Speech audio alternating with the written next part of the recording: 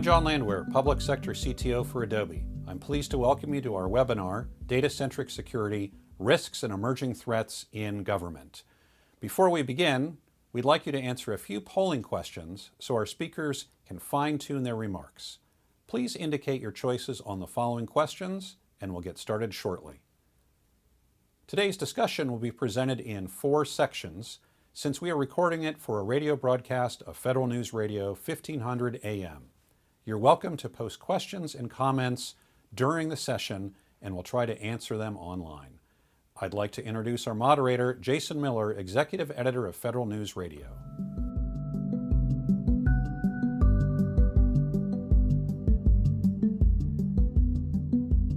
Welcome and thanks for joining us. My first guest today is the Honorable Michael Chertoff, the former Secretary of the Department of Homeland Security and an Adobe Public Sector Advisor. Secretary Chertoff, welcome to the program. Good to be on.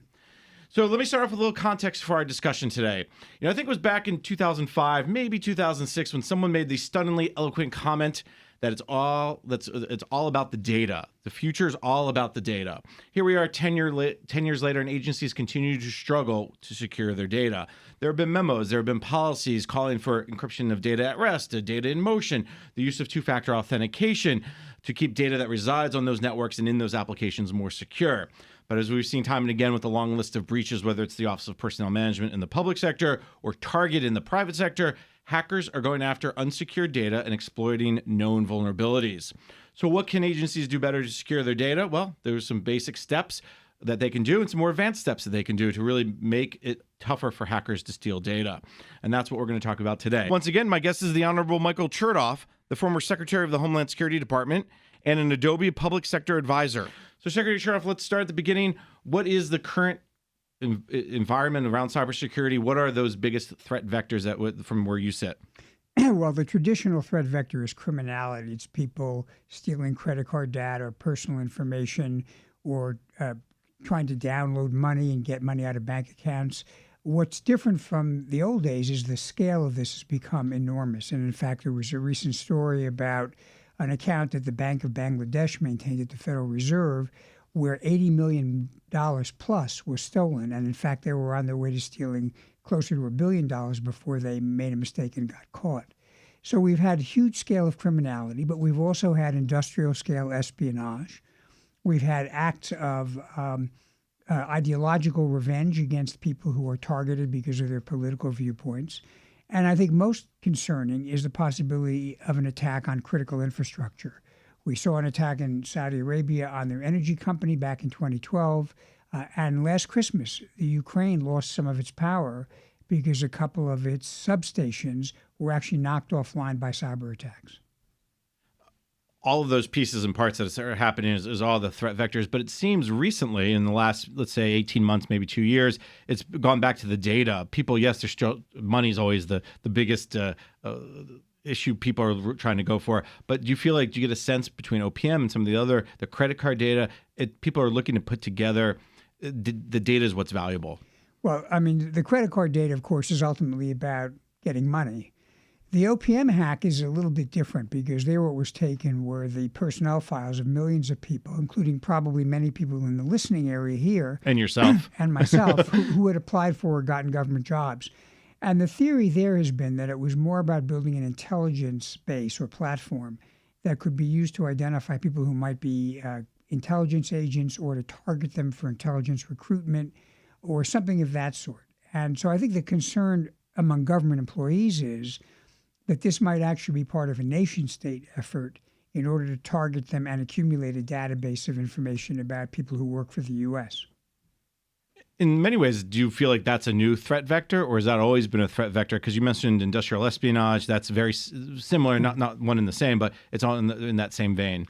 Well, people from time immemorial have been engaged in espionage, and they've tried to get information about people working for their adversary. What's different now is because of modern data analytics, the ability to take huge volumes of data at enormous scale and then to be able to analyze them and make use of that data is something that's brand new. In the old days, even if someone could have stolen 25 million files, and they never could have devoted the time and energy to actually analyze them. Now you can feed that data into a computer, and within a very short period of time, you'll be able to detect patterns, or you'll be able to isolate people of particular interest. And that means the usefulness of that volume has become much greater. Is that what's driving, in many ways, a lot of the initiatives we're seeing over the last, again, 18 months or so, whether we're talking about the cyber sprint from last summer, or the Cybersecurity National Action Plan, or even the Cybersecurity Act of 2015, where they really focused on information sharing? Well, we've been talking about this issue of cybersecurity for years. When I was in office back in 2007, 2008, we put together the Comprehensive National Cybersecurity Initiative. So this is not a new problem, and in fact has been publicly discussed. Cyber attackers could do real damage to the United States, both the critical infrastructure and our financial position. I think what changed in the last couple of years, to be honest, is the embarrassment factor. We read stories about high-profile penetrations into the White House, into agencies, into political campaigns. And the OPM hack was, just again, in terms of scale, something much greater than we had seen previously. And I think that really created an impetus to light a fire under the agencies to make sure they get themselves to where they need to be.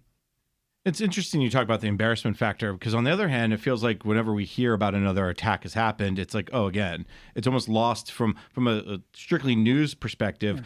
We in the news business are kind of like, oh, it's another dog bites man story. It used to be man bites dog. Now it's dog bites man. Is that because we've gotten so used to it and it's that expectation that it's going to happen? I mean, there is a quality of a little bit like the old adage about boiling a frog. If you do it slowly, the frog doesn't realize it's getting cooked. But I think something like OPM got everybody's attention because it touched so many people who work in the federal government, and it alarmed them because when you do your background check, you're putting very personal information out there, and the idea that someone can rummage through that is obviously going to cause a lot of concern. But I think beyond that, the government has talked for a long time about cybersecurity. In the case of the OPM hack, it does not look like it was a very sophisticated attack.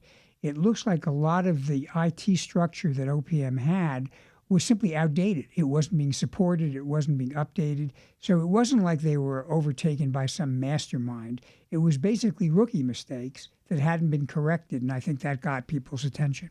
And I think that's what we've seen over the last year, specifically with the cyber sprint. I mean, as you probably well know, the Homeland Security Department, your old stomping grounds, became very aggressive, putting out a binding operational directives, telling people to close up their critical vulnerabilities in 30 days or tell us why you can't. And there's a lot of these policies that have really come from that. Do you see that are we policyed out and we now into implementation, or are there's still more room for policy? I think it's all about implementation. We've talked about these policies for years. It's hard to actually get them put into practice. And look, we recognize the fact that there are a lot of legacy systems. You have agencies that have combined systems from different components that don't necessarily mesh very well. So the kind of laborious task of actually cleaning out your problems, updating your system, making sure everything is current, is not very glamorous. It's not high-level strategy, but it's the basic nuts and bolts you need even to get to an adequate level of security before we get to the question of how do you enhance your security to get to what would be a more desirable level. And I think what we've seen over the last couple of months is this push for recognizing what are your high-value data assets. And I think that's a part of this push for this data-centric approach to cybersecurity. It's the old adage, I think we've heard this many times, it's not when you'll be hacked, it's the fact is you have been hacked. Just realize it, and then what do you need to protect? Do you see that as maybe the biggest thing that's come from this post-OPM world is the recognition that you got to know what you have and how to protect it? Well, I think it's post-OPM, but frankly, it's also post-Snowden, because Snowden was an example of somebody who had legitimate credentials within a government agency and used that and leveraged it in order to get information that he could then steal and take either to the media or take overseas. But let me step back and give you some context for the evolution of what I would consider the three stages of the way people look at cybersecurity. It began with perimeter defense. Everybody thought about your data as if you have a castle and you got to build a moat and a big wall, and that keeps everybody out. What people realized over time is, first of all, there's no way to be perfect in terms of keeping people out. But beyond that, many people get in through the front door because they impersonate somebody and steal their identity, or they trick somebody into clicking on a link. And once they're inside, they're free inside the network to roam around and get whatever they want. So the next level became network security. How do you manage your network? How do you have visibility and architecture that allow you to see who is going where and to prevent people from being where they shouldn't be. Now, both the perimeter and the network are still important elements of security. But I think the third element is to recognize that the data itself needs to be protected. And if you can embed in the data itself a set of rules and restrictions that are identity or role-based, that gives you a measure of protection, even if somebody is able to legitimately or illegitimately trick their way into the network. And so I think this is the next evolution of where security goes. What you described is what happened to OPM. Someone stole credentials and got in and then hopped from application to application, network to network, and then took the data. So I think that's why I think the government is moving in that third direction. Do you get a sense that's happening when you talk to clients, when you talk to whether it's companies or you talk to people in the government? Do you get a sense they understand that third piece, that third stage is necessary and it's happening? I think people understand it. Again, it's implementation. I think in the private sector, there is much more implementation now of data-centric security, including things like encryption and role-based access. Again, within the government, my general sense is that the Defense Department and the security agencies tend to be somewhat more advanced.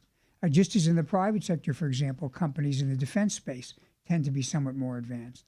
But the trick is making sure that everybody focuses on this. And even those agencies that don't think of themselves as, quote, security entities need to recognize they have valuable data that has to be protected.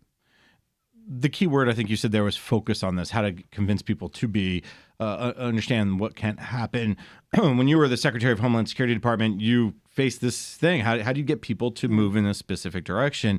Is there anything that you would point to that you would say, hey, my fellow secretaries, deputy secretaries, CIOs even, here's a way to get people marching in that direction? Because sometimes, as we've talked about, I think time and again, it's never the technology problem, it's the culture problem.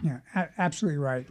I mean, the lesson I'll tell you is from what we did with FEMA after Hurricane Katrina. We recognized that FEMA was not really prepared to deal with a situation where it had to step in as a first responder.